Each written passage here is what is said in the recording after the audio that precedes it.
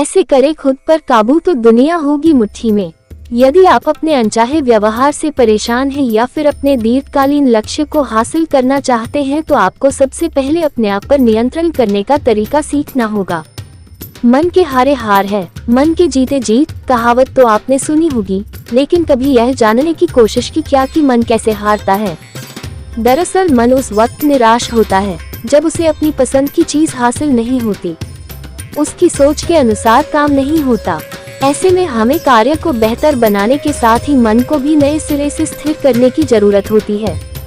मन हमारे दिमाग में विचारों की कड़ी है जो हमारे भीतर बिना रुके लगातार चलते ही रहते हैं।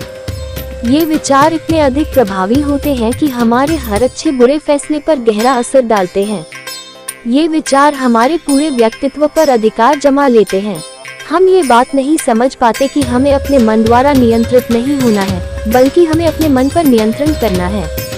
मन पर काबू करना कोई मुश्किल काम नहीं। मन पर काबू कर आप अपने आप पर नियंत्रण कर सकते हैं। जानते हैं कुछ तरीके। व्यर्थ की लालसाओं का त्याग। हमें कई महंगी चीजें हासिल करने और कई विलासी कार्य करने का मन होता है और आत्मनियंत्रण खोने की शुरुआत यही से होती है। लालसाओं का त्याग करना ही आत्मनियंत्रण का पहला कदम है। मन में आने वाले विचारों के आधार पर ही यह सोच लें कि यह आपके लिए उपलब्ध संसाधनों में संभव है अथवा नहीं। कहा भी गया है कि जितनी चादर हो उतना ही पैर पसारना चाहिए, नहीं तो असंतोष होता है। इच्छाओं की कोई सीमा नहीं होती है।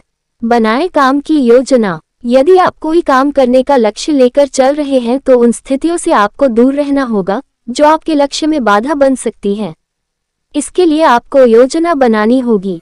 जैसे यदि आप धूम्रपान छोड़ने का लक्ष्य बना चुके हैं तो आपको अपनी उस मित्र मंडली से दूर रहना होगा जो आपको इस लक्ष्य से भटका सकती है। यदि आप उस मित्र मंडली के पास जाते भी हैं तो आपको योजना बनानी होगी कि किस तरह से आप धूम्रपान से दूर रहेंगे। आत्मनियंत्रण का अभ्यास। हर गुजरते दिन के साथ आपका आत्मनियंत्रण कमजोर होता जाता है, इसलिए यह जरूरी है कि आप आत्मनियंत्रण का हर दिन अभ्यास करें। दिन की शुरुआत के समय ही आप ये सोच लें कि आपको अपने लक्ष्य की प्राप्ति के लिए किस तरह का आत्मनियंत्रण रखना है। यदि आप ये कला सीख लेंगे तो मुश्किल परिस्थितियों में भी आप अपने लक्ष्य के मार्ग से विचलित नहीं होंगे। एक बार में एक ही लक्ष्य। ये भी जरूरी है कि आप अपनी योजनाओं को टुकड़ों में बांटें जिससे आप एक बार में एक ही लक्ष्य के लिए आत्मनियंत्रण कर सकें। यदि आपने नए साल में कई काम करने का मन बनाया है तो उन्हें एक एक कर पूरे करें। एक साथ लेने पर आप खुद पर 100% आत्मनियंत्रण नहीं रख पाएंगे और आपका आत्मबल भी कमजोर हो जाएगा। लीजिए स्वस्थ भोजन। मन को स्थिर करने का रास्ता आपके पेट से होकर भी गुजरता है। आपको पौष्टिक और कम मिर्च मसाले का भोजन लेना चाहिए। आहार में सब्जियों और फल की मात्रा बढ़ाएंगे तो शरीर स्वस्थ रहेगा और दिमाग भी चुस्त होगा।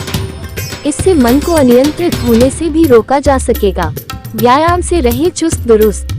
मन को शांत और संयमित बनाने के लिए शरीर का चुस्त होना जरूरी है।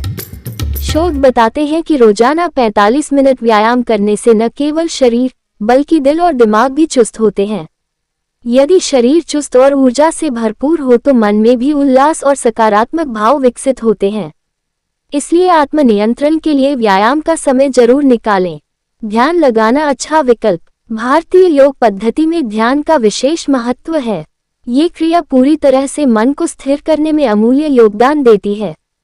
मन के सभी हिस्सों को स्थिर कर उन पर नियंत्रण करना इस क्रिया से संभव है। यदि आप तनाव का शिकार हैं तो आत्मनियंत्रण के लिए ध्यान लगाना सबसे अच्छा विकल्प साबित हो सकता है। व्यस्त रहने की करें कोशिश। मन पर काबू करने का एक तरीका ये भी है कि आप मन को खाली न रखें। खाली दिमाग शैतान का घर होगा। ऐसे में मन में नकारात्मक ख्याल भी आ सकते हैं। इसलिए हर वह काम करें जो आपको पसंद है। यह आपकी रुचि का कार्य हो सकता है। पेंटिंग, सिंगिंग, डांसिंग या फिर पसंद की कोई किताब पढ़ना। कुछ दिन तक इस तरह की दिनचर्या का अनुसरण करें। आप खुद पर काबू रखना मेरे चैनल को सब्सक्राइब करें।